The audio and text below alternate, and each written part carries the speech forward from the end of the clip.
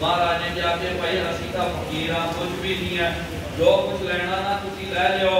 ते उन्होंने कहा महाराज जे नहीं है तां असीं ना फिर सबूत नहीं छड्डदे आ, क्योंकि कोई सबूत रह गया तां फिर उहदे नाल लोकां नूं पता चल जावेगा, लोग हुशियार हो जाणगे। असीं की करदे पहले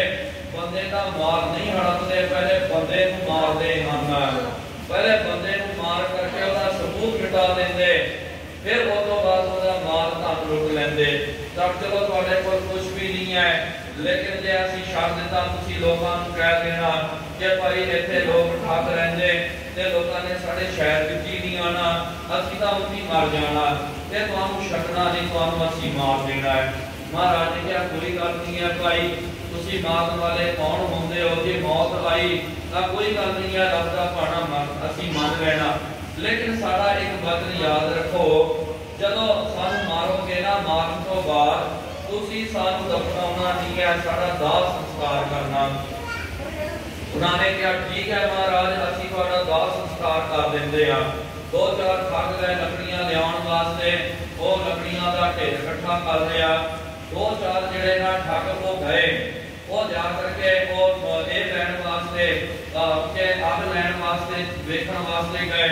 सतगुरु महाराज जी ने उत्थे जदों धुआं निकल रहा सी, ਉਹਦੇ ਵੱਲ इशारा करके कहा कि जाओ भाई उत्थे अग है, उत्थे जा करके उसको अग लै करके आओ। जदों वो ठग उत्थे गए, जा करके की तकना कीता कि वो जिहड़ी चिखा जल रही सी ਉਹਦੇ ਵਿੱਚੋਂ एक रूह प्रगट होई, ते फिर जिहड़े जमन दे दूत वो ਉਹਨੂੰ बड़ा मारदे सन, कुटदे सन, मार कुट करके जमा दे दूत उन्होंने धू धू करके खिच करके लैके जा रहे। ते एकदम की होया, ये वेखदे ये नजारा जदों वो तक रहे सन ते अगे की तकिया कि एकदम देवगण आए, शहीद सिंह जिहनूं आपां कहंदे आ, शहीद सिंह आए, उन्होंने प्यारे जमदूतां नूं मार करके भजा दिता ते वो रूह नूं पालकी दे विच बिठा करके लैके जा रहे सन। वेख करके बड़े तंग हो गए ते उन्हां नूं पुछया, जदों देवतियां नूं दूतां नूं पुछया ये गल की है, माजरा की है, पहले यही बंदे नूं इहदी रूह नूं कुट रहे सन, हुण उहदा संस्कार करते तुसीं ओहनूं विवान दे विच चढ़ा करके लैके जा रहे हो, इहदा की कारण है? उस वेले देवतियां ने कहा मूर्खो ना समझो, ये बहुत वड्डा पापी सी, बहुत वड्डा ये अत्याचारी सी, ये जमा दे वस पैना सी, जमा दी मार इहनूं पै रही सी, लेकिन धन गुरु नानक देव जी महाराज जी की इहदे उत्ते निगाह सवली हो गई। महाराज जी ने कृपा दृष्टि दे नाल इहनूं तक लिया, इस करके इहदा उद्धार हो गया, तां करके जमदूत चल गए, असीं देवते इन्हां नूं लैण वास्ते आए हां, क्योंकि इहदे उत्ते गुरु नानक की निगाह पै गई है। वो जिहड़े ठग कहण लगे कौन है गुरु नानक? उन्होंने कहा पापियो मूर्खो, जिस महापुरुष नूं फड़ के मारना चाहुंदे हो और कोई नहीं, और धन श्री गुरु नानक देव जी महाराज जी हन। देखो उन्होंने कृपा दृष्टि पैण करके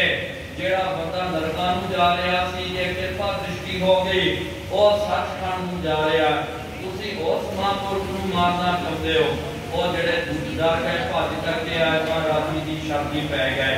कहने का मतलब है कि इत्थे जो कबीरदास जी ने वचन करना कीता ना, थोड़ी को प्यारे कोई भेटा अर्पण करे, सतगुरु महाराज उहदे बंधन कट दिंदे हन। जमा दे दूत जिहड़े ना उस बंदे नूं जे लगन वाले होण, और दूत बच जांदे ते देवगण रामगण आ करके उहनूं लैके जांदे हन। सतगुरु गुरु नानक देव जी महाराज जी नूं कबीरदास जी कहंदे, मैं बार बार चेते करदा हां, याद करदा हां, जेड़े दास हन उन्हां दा अहंकार लै करके, जो अहम ब्रह्मास्मि, जो मेरे अंदर परमात्मा की जोत, कहो कबीर हम राम की अंश, ये जेड़ा ज्ञान गुरु नानक साहिब जी महाराज अपने सिखां नूं बख्शदे हन।